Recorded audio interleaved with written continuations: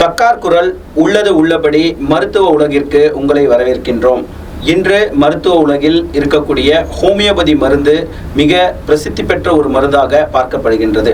இதை பற்றி பேசுவதற்காக ஹோமியோபதி பேராசிரியர் முனைவர் கணேஷ் லட்சுமணன் நம்மளிடையே இருக்கின்றார். அவரிடம் பேசுவோம். வணக்கம் சார். சார், இன்னைக்கு ஹோமியோபதி அப்படின்னு சொன்னாலே என்ன மாதிரியான பயன்கள் அந்த ஹோமியோபதியில் இருக்குது? ஏன்னா அது பார்க்க ரொம்ப குட்டியாக இருக்குது. அது என்ன பண்ணும் அப்படின்ற ஒரு கேள்வி எல்லா மத்தியிலையும் இருக்குது. அதனுடைய பயன்கள் என்ன சார்? ஹோமியோபதி மருத்துவம் 2 நூற்றாண்டுகளுக்கு முன்னாடி ஜெர்மனியில் டாக்டர் சாமுவேல் ஹானிமன் அவரால் கண்டுபிடிக்கப்பட்ட ஒரு மருத்துவம். அது என்னதான் ஜெர்மனியில் கண்டுபிடிக்கப்பட்டாலும் அதை அப்படியே நம்ம தத்தெடுத்துக்கிட்டு நமக்கான ஒரு மருத்துவமாக மாற்றி இந்திய அளவில் ஒரு அதிகமான பயன்பாடு உள்ள ஒரு மருத்துவ முறை ஹோமியோபதி.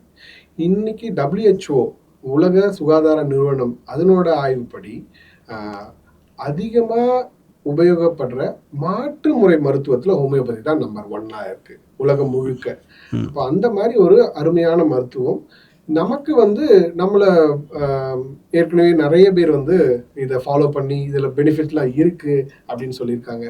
ஈவன் காந்தியடிகள் கூட இந்தியாவுக்கான சரியான ஒரு மருத்துவ முறை ஹோமியோபதி மருத்துவம் அப்படின்றத சொல்லி அவர் பண்ணதுக்கப்புறம் அவரோட இன்ஃப்ளூயன்ஸில் தான் நிறைய இது பரவச்சு. அதுக்கப்புறம் கவர்மெண்ட்லேயுமே இப்போ மருத்துவ முறைகள்லேயே ஒரு சில மருத்துவ முறைகள் மட்டும்தான் இந்திய அரசால் அங்கீகரிக்கப்பட்டுள்ளது. அதில் ஆயுஷ் மருத்துவத்தின் கீழ் ஹோமியோபதியும் ஒரு அங்கீகரிக்கப்பட்ட மருத்துவம். அங்கீகரிக்கப்பட்டது அப்படின்னா இதுக்குன்னு தனியாக 5.5 வருஷம் காலேஜ் கோர்சஸ் இருக்கும், அதுக்கப்புறம் போஸ்ட் கிராஜுவேஷன்ஸ் இருக்கும், அதுக்கப்புறம் இப்போ DM சூப்பர் ஸ்பெஷாலிட்டிஸ் இதெல்லாமும் ஹோமியோபதியில் வர இருக்கு. அப்போ அந்த மாதிரி ஒரு கன்வென்ஷனல் மெடிசனுக்கு ஈக்குவலண்டான ஒரு ஸ்ட்ராங் ரிகரஸ் அகாடமிக் கிரெடென்ஷியல்ஸ் இருக்கிற ஒரு மருத்துவ முறை ஹோமியோபதி. இப்போ டேப்லெட்னு வச்சுங்க சார், அதில் என்னென்ன மாதிரி மெட்டீரியல்ஸ் எல்லாமே இருக்குது அந்த டேப்லெட்குள்ளே அப்படின்ற ஒரு விளக்கம் கொடுக்கப்படுது. ஹோமியோபதியில் நீங்கள் 2 சொட்டு ஒரு மருந்து மட்டும்தான் போடுறீங்க. அது என்ன மாதிரி பயன்கள் கொடுக்கும்? அது என்ன மருந்து? அது எந்த மாதிரி தயாரிக்கப்படுது? ஒரு நல்ல கேள்வி சார். பொதுவாகவே ஹோமியோபதி மருந்துகள் எந்த இடத்துலேருந்து அதனோட சோர்ஸ் மெட்டீரியல் என்ன அப்படின்னு பார்த்தீங்கன்னா ஹெர்பல், மினரல், அப்புறம் அனிமல்ஸ் கிட்ட இருந்து கூட நம்ம மெடிசினல் சப்ஸ்டன்சஸ் எடுக்கிறோம். இது இல்லாமல் அதாவது ஒரு சில பொருட்கள் அது எந்த கேட்டகரியிலுமே வராது. இப்போ சூரிய வெப்பம், சூரிய ஒளி, இதுல இருந்தும் நம்மளுக்கு மருந்துகள் வருது. சால்னு ஒரு ஹோமியோபதி மருந்து இருக்கு, நில ஒளியிலேருந்து லூனான்னு ஒரு மருந்து இருக்கு. அந்த மாதிரி நம்மளை எந்தெந்த பொருட்கள்லாம் நம்மளை இன்ஃப்ளூயன்ஸ் பண்ணுமோ அந்தந்த பொருட்கள்ல இருந்துலாம் நம்ம மருந்துகள் எடுக்கிறோம். எக்ஸ்ரேல இருந்து ஒரு மருந்து இருக்கு, அருமையான மருந்து எக்ஸ்ரே மருந்து ஃபார் பிம்பிள்ஸ். நம்ம எதிர்பார்க்கவே மாட்டோம், ஆனால் அதுக்கு அந்த மாதிரி ஒரு கெப்பாசிட்டி இருக்குது. அப்போ அந்த மாதிரி பார்க்கும்போது பார்த்தீங்கன்னா அந்த குரூப் ஆஃப் மெடிசன்ஸை இம்பான்ட்ரபிளியான்னு சொல்லுவாங்க. நம்மளால் பார்க்க முடியாது, ஆனால் அதனோட இன்ஃப்ளூயன்ஸ் நம்ம மேலே இருக்கும். இப்போ அதுலேருந்து நம்ம மருந்து எடுக்கிறோம். பெரும்பாலும் ஹெர்பல், அதுக்கு அடுத்தது மினரல், அதுக்கப்புறம் அனிமல். இப்போ அனிமல் டிஷ்யூஸ்ல இருந்துலாமும் கூட நம்ம மருந்து எடுக்கிறோம். இப்போ ஸ்னேக் வெனம்ல இருந்துலாம் அருமையான மெடிசன்ஸ் இருக்குது. நம்மளோட பிளட் கிளாட்டிங் டிசார்டர்ஸ்க்கு இந்த மாதிரி எல்லாமும் நம்ம எடுத்து யூஸ் பண்ணுறோம். இந்த மருந்துகளை அப்படியே கொடுக்க மாட்டாங்க. அதில் தான் ஹோமியோபதிக்கு ஒரு மற்ற மாற்று முறை மருத்துவத்திலோட ஒரு வித்தியாசம் இருக்குது. என்ன பண்ணுவோம் அப்படின்னா இதனோட வீரியப்படுத்துகிற முறைன்னு சொல்லிட்டு டைல்யூட் பண்ணுவோம், சீரியலி டைல்யூட் பண்ணுவோம். ஒரு மருந்து பொருள் எடுத்து அந்த மருந்து பொருளை 1:100 அப்படின்ற ரேஷியோவில் நம்ம அதை டைல்யூட் பண்ணிட்டு அதுலேருந்து மறுபடியும் ஒன்று எடுத்து மறுபடியும் 100 தடவை டைல்யூட் பண்ணி இப்படி சீரியலி டைல்யூட் பண்ணும்போது பார்த்தீங்கன்னா நம்மளுக்கு side effects of the medicines சுத்தமாக இருக்காது. ஆனால் அந்த மெடிசனோட பெனிஃபிஷியல் எஃபெக்ட்ஸ் மட்டும் நம்மளுக்கு கிடைக்கும். இப்போது பழங்கால மருத்துவம் ஒரு 200 ஆண்டுகளுக்கு முன்பு கொண்டு வந்த ஒரு மருத்துவம் இந்தியாவில் முழுமையாக இந்த மருத்துவம் மக்கள் மத்தியில் போய் சேராததுக்கு காரணம் என்ன சார்? பொதுவாகவே அறியாமை தான் சொல்லணும். நம்ம மக்களில் எல்லாத்துக்குமான ஒரு ஒரு ஓப்பன் மைண்டட்னஸ் இல்லையோ அப்படின்னு தான் எனக்கு தோணுது. ஏன்னா ஒரு தடவை வந்தவங்க எல்லாருமே அதை அனுபவிக்கிறாங்க. அவங்க வர்றாங்க, அடுத்தது அவங்களோட ஃபேமிலி மெம்பர்ஸை கூப்பிட்டு வராங்க, அப்புறம் அவங்க சுற்றத்தார் நண்பர்கள்லாம் கொண்டுட்டு வராங்க. அவங்க எல்லாருமே ஃபாலோ பண்ணிகிட்டே தான் இருக்காங்க. அப்போ யாருமே உள்ளே வந்தவங்க எனக்கு இது சரியில்லை, இது எனக்கு முறையான ஒரு பலன் இல்லை அப்படின்றது போகிறது இல்லை. ஆனால் அதுக்கு முன்னாடியே அவங்க ஒரு ஒரு போட்டுடுறாங்க, ஒரு தடுப்பு ஒன்று போட்டுடுறாங்க. இல்லை அது வேண்டாம், அது வேண்டாம், நான் இது பார்த்துப்பேன் அப்படின்ற மாதிரி. அது என்ன அப்படின்றத ஒரு ட்ரை பண்ணணும். அதை பண்ணும்போது அதுக்கப்புறம் அதனோட பலன் இல்லைன்னா தான் அது நம்ம சரி வரல அப்படின்ற மாதிரி பேசணும். ஆனால் நம்ம மக்கள் ஒரு ஒரு மாயையில் இருக்காங்கன்னு தான் சொல்லணும். இல்லை அதெல்லாம் வேண்டாம், அதெல்லாம் எனக்கு ஒத்து வராது, எனக்கு சரி வராது அப்படின்னு அவங்களாவே ஒரு ஒரு கருத்துல இருக்காங்க. இல்லை சார், இப்போ இங்கிலீஷ் மெடிசன் எடுத்துக்கிட்டிங்கன்னு வச்சுங்களேன், ஒரு எமர்ஜென்சி க்யூரபிள் வந்து இங்கிலீஷ் மெடிசனில் கிடைக்குது. அது ஹோமியோபதிலையும் கிடைக்குமா? பொதுவாகவே ஹோமியோபதி மருந்துகள் மெதுவாக வேலை செய்யணும் அப்படின்ற மாதிரி ஒரு மக்கள் மத்தியில் ஒரு கருத்து இருக்கு. ஆனால் அது அப்படி இல்லை. இதுக்கு நம்மளோட உடம்பு எதெல்லாம் சரி பண்ணுமோ, எந்தெந்த வியாதிகள்லாம் நம்ம உடம்பே சரி பண்ணிக்க முடியுமோ அந்த வியாதிகள் அனைத்துமே ஹோமியோபதி மருந்துகளால் சரி பண்ண முடியும். ஓகே. அதே போல் நீங்கள் வந்து ஹோமியோபதி மருந்தில் மிக துல்லியமாக கண்டிப்பாக இந்த மெடிசனில் இமீடியட்டாக இதை க்யூர் பண்ண முடியும், இதை வந்து என்னால் அஷூரன்ஸாக சொல்ல முடியும்னு சொல்கிற நோய்கள்? பொதுவாகவே நிறைய மருந்துகள், நிறைய வியாதிகள் ஆட்டோ இம்யூன்னு ஒரு கிளாசிஃபிட்டியில் வரும். அதாவது நம்ம உடம்பே நம்மளுக்கான ஒரு பிரச்சனைகளை உண்டு பண்ணி அதன் மூலம் வரக்கூடிய வியாதிகள். அது ரொம்ப கஷ்டமாக இருக்கும் அதை கட்டுப்படுத்துறதுக்கு. ஏன்னா ஒரு வியாதி வந்து ஒரு இன்ஃபெக்ஷனில் வருது, ஒரு கிருமியில் வருது அப்படின்னா ஒரு கிருமி நாசினி இல்லை ஒரு ஆன்டிபயோட்டிக்ஸ் போட்டு அதை நம்ம சாவடிக்கிறது மூலம் நம்ம வெளியில் வந்துடுவோம் அப்படின்ற மாதிரியான ஒரு கருத்து நம்ம மருத்துவ முறையில் இருக்குது. ஆனால் நம்ம உடம்பே பிரச்சனை பண்ணுது அப்படின்றத வந்து அது அது வந்து அதனோட இம்யூனிட்டி எல்லாத்தையும் நம்ம குறைக்கணும், ஒரு ஸ்டீராய்டு மாதிரியான மருந்துகள் கொடுத்து எந்த இம்யூனிட்டியுமே இல்லாமல் பண்ணணும். இந்த மாதிரியான மருத்துவ முறைகள் தான் இருக்கே தவிர ஹோமியோபதியில் அதுக்கெல்லாம் அருமையான ஒரு வழிமுறைகள் இருக்குது. ஏன்னா நம்ம உடம்பு தான் வந்து தவறாக வேலை செய்யுது. அப்போ நம்ம உடம்பை ஈஸியாக கரெக்ட் பண்ணணும். நம்ம உடம்புக்குள்ளேயே தான் அதுக்கான சொல்யூஷனும் இருக்குது. அப்போ அதை நம்ம ரெடி பண்ண முடியும்னா அது ஒரு நல்ல மருத்துவ வழிமுறையாக இருக்கும். அதாவது ஹோமியோபதி மருந்துகளில் ஆட்டோ இம்யூனிட்டி மற்ற மருந்துகளை விட இது ரொம்ப ஈஸியாக நல்லா சரி பண்ணும். அதே மாதிரி wheezing, asthma, thyroid, skin diseases, psoriasis, ரொம்ப நாட்பட்ட வியாதிகள், இது குழந்தைகளுக்கான பிரச்சனைகள், வயசானவங்க ரொம்ப பெரியவங்க வயசானவங்களுக்குலாம் வந்து கோமார்பிடிட்டி இருக்கும், பல வியாதிகள் இருக்கும். அவங்களுக்கு முழு அளவிலான மருந்துகள் கொடுக்க முடியாத ரெஸ்ட்ரிக்ஷன்ஸ் இருக்கும் அலோபதியிலலாம். அப்போல்லாம் வந்து ஹோமியோபதி ரொம்ப ஈஸியாக கொடுக்கலாம், நல்ல ரெஸ்பான்சஸ் எடுத்துகிட்டு வரலாம். இப்போ இந்த மாதிரியான விஷயங்கள் ப்ரெக்னென்ட் விமன் அப்போ நிறைய ரெஸ்ட்ரிக்ஷன்ஸ் இருக்கும், மருந்துகள் கொடுக்கக்கூடாது, அந்த மருந்துகள் குழந்தையை பாதிக்கும். அந்த மாதிரியான எந்த ரெஸ்ட்ரிக்ஷனுமே ஹோமியோபதிக்கு கிடையாது. ஏன்னா இது உடம்பை தான் தூண்டி உடம்பு தான் அதை சரி பண்ணுது அப்படின்றதுனால நம்ம உடம்பு நம்மளுக்கு எந்த விதத்துலையுமே கெடுதல் பண்ணாது. அதனால இந்த விஷயங்கள் வந்து மத்திய அரசாலேயே வந்து மெட்டர்னிட்டி அண்ட் இன்ஃபேண்ட்டுக்கு வந்து ரொம்ப பரிந்துரைக்கப்பட்ட ஒரு மருந்தாக இருக்குது. கொரோனா நேரத்தில் உங்களுடைய ஹோமியோ மருந்து எந்த அளவு பயன்பெற்றது? ஆங்கில மருந்தை விட நீங்கள் சொல்கிற மாதிரி இந்த ஸ்டீராய்டு இந்த மாதிரி விஷயங்களில் தான் வந்து கொரோனாவிலேருந்து மீட்கப்பட்டாங்க சிலர். அந்த மாதிரி உங்களுடைய ஹோமியோ மருந்து எந்த அளவுக்கு பயன்பெற்று எத்தனை உயிர்களை காப்பாற்றிருக்கோன்னு நினைக்கிறீங்க? கொரோனாவால் அதிகபட்ச உயிரிழப்பு ஏற்பட்ட நாடு எது அப்படின்னு பார்த்தீங்கன்னா யுஎஸ். அங்கே இல்லாத மெடிக்கல் ஃபெசிலிட்டி இல்லை, அவங்கக்கிட்ட இல்லாத மருந்துகள் இல்லை. ஆனாலும் பார்த்தா அவங்களால வந்து அந்த அளவுக்கு உயிரிழப்பை தடுக்க முடியல. ஃபேர்லி இந்தியாவில் பார்த்தோன்னா இட் வாஸ் பெட்டர்னு தான் சொல்லணும். அதுவும் முதல் வேவ் வந்தபோதெல்லாம் ரொம்ப எளிமையாக நம்ம கடந்து போனோம். ரெண்டாவது இல்லை டெல்டா வேவில் வரும்போது தான் வந்து நம்மளுக்கு நிறைய கஷ்டங்கள்லாம் வந்துச்சு. நம்மளோட மெடிக்கல் சிஸ்டம் அப்போ தான் வந்து சரியான முறையில் ஈடு கொடுக்க முடியல. அதே சமயத்தில் நான் சொல்கிறது என்ன அப்படின்னா, நான் அனுபவிச்சது அந்த சமயத்தில் தான் வந்து நம்ம வேக்சின்ஸுக்கும் மற்ற விஷயங்களுக்குமா நம்ம போனோம். அது வரைக்கும் வேற மருந்துகள் இல்லை அப்படின்னு சொல்லிட்டு ஹோமியோபதி மருந்தோ சித்தா மருந்தோ ஆயுர்வேதா மருந்தோ எடுத்துட்டு இருந்தோம். நம்ம அந்த சமயத்தில் ஃபுல்லாக நம்ம வந்து அலோபதிக்குன்னு போனோம். ஸோ அதனாலேயும் அதுவும் ஒரு காரணமாக இருக்கலாம். ஆனால் முதல் வேவ்லலாம் வந்து நல்ல ரெஸ்பான்ஸ் இருந்துச்சு.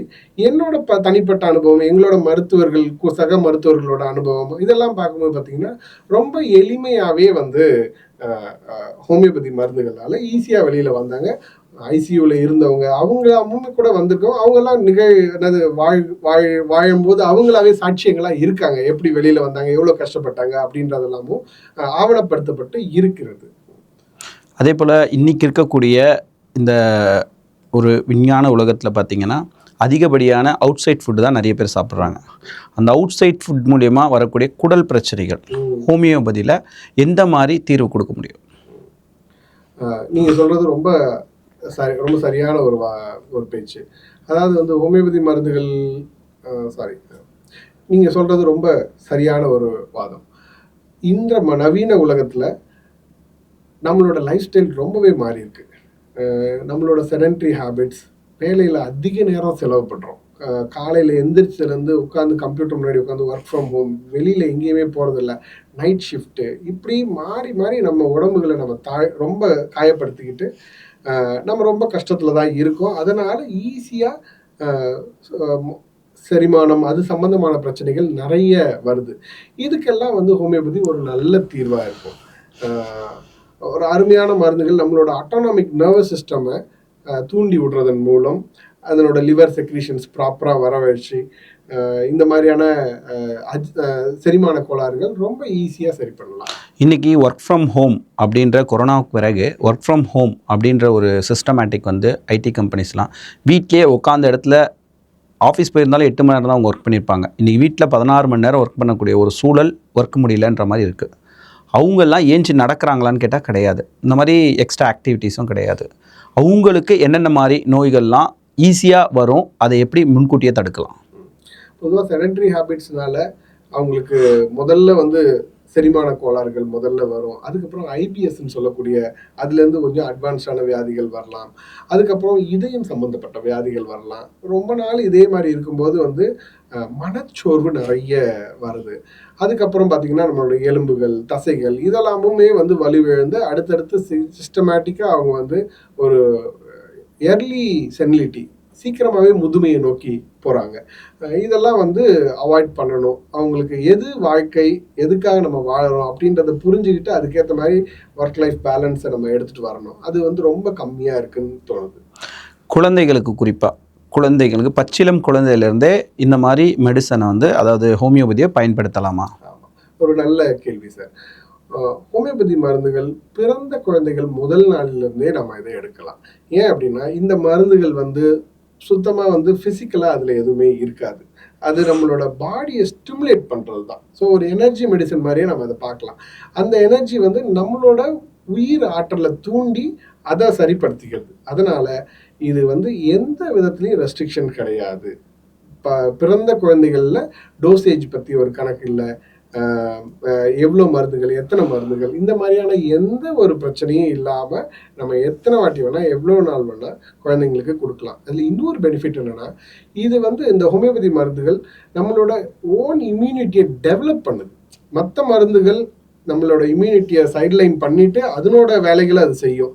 அப்போ அடுத்த வாட்டி ஒரு வியாதி வரும்போது, அதே வியாதி 2வது முறை வரும்போதும் திருப்பி நம்மளுக்கு அந்த மருந்துகள் தேவைப்படும். ஆனால் ஹோமியோபதியில் நீங்கள் வந்து உங்களோட இம்யூனிட்டியை பூஸ்ட் பண்ணி அந்த வியாதியை உங்களோட உடம்பு தான் வெளியே துரத்திருக்கும். அதனால் அடுத்த முறை வர்றதுக்கான வாய்ப்புகளும் கம்மி, வந்தாலும் திருப்பி நம்ம இம்யூனிட்டியே வந்து அதை துரத்திடும்.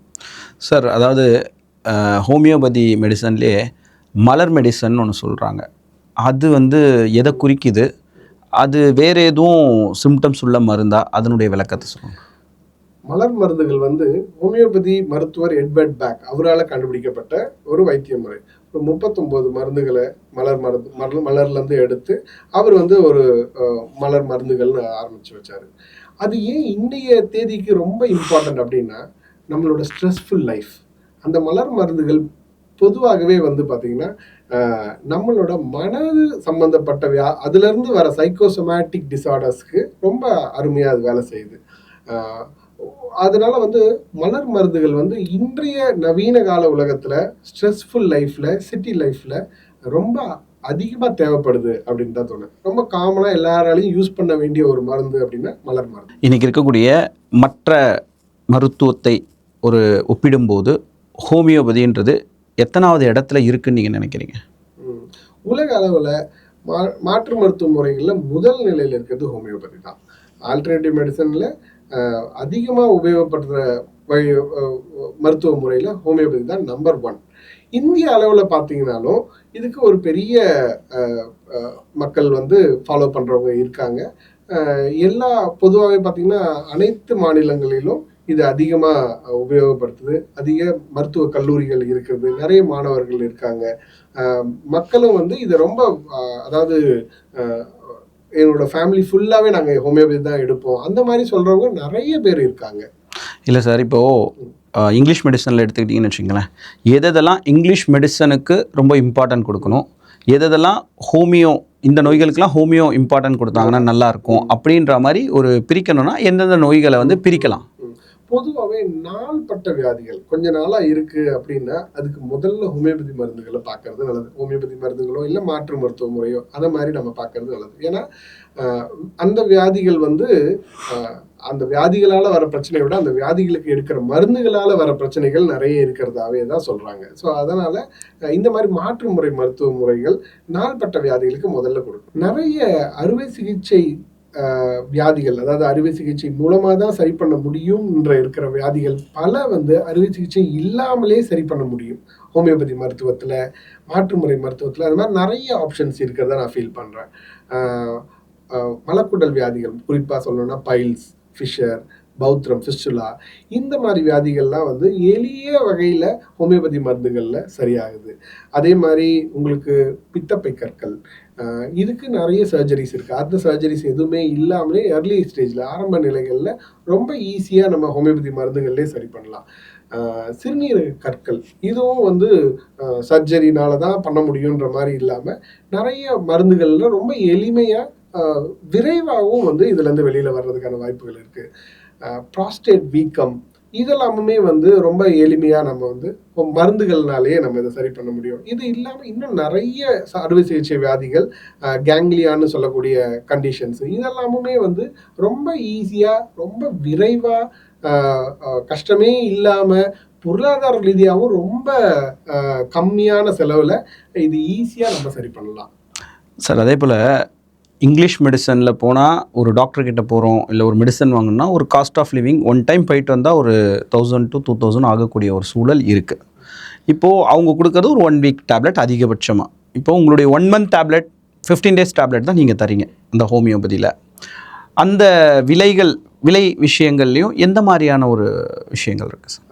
கண்டிப்பாக ஹோமியோபதி மருத்துவம் வந்து ஒரு எக்கனாமிக்கல் மெடிசன், அது கண்டிப்பாக சொல்லலாம். ஏன்னா பொதுவாகவே நாள்பட்ட வியாதிகள், கிரானிக் டிசீசஸ்க்கு வந்து மெடிசன் தொடர்ச்சியாக எடுத்துக்கிட்டே தான் இருக்கணுன்ற மாதிரி இருக்கும். ஒரு ஒரு ஒரு குணப்படுத்த முடியாத வியாதிகள் மாதிரி தான், இதுக்கு நீங்கள் மருந்து தான் எடுத்தாகணும், அந்த மாதிரியான விஷயங்கள் தான் நிறைய இருக்குது. அந்த மருந்துகள் தினம் விலையேற்றம் ஏறிக்கிட்டே இருக்கு, மருந்துகளோட செலவுகள் அதிகமாக இருக்குது. இதை நம்ம பேஷண்ட்ஸ் கிட்ட போய் கேட்டால் சொல்லுவாங்க அவங்க, நான் அப்போ அவ்வளோ செலவு பண்ண மந்த்லி, எனக்கு இன்னைக்கு இப்போ இவ்வளோ ஆகுது. அந்த மாதிரி செலவுகள் அதிகமாகிட்டே தான் போகுது. இப்போ எக்கனாமிக்கல் வியூ பாயிண்ட்ல பார்க்கும்போது பார்த்தீங்கன்னா ஹோமியோபதி மருந்துகள் ரொம்ப அஃபோர்டபுள், ரொம்ப எளிமையானது, அதே மாதிரி பக்க விளைவுகள் இல்லாமல் இருக்கும். ஓகே சார், எங்களுடைய பல கேள்விகளுக்கு ரொம்ப எளிமையாகவும் உங்களுடைய பாணையில் ரொம்ப அழகாக சொல்லிங்க. மிக்க நன்றி சார். நன்றி.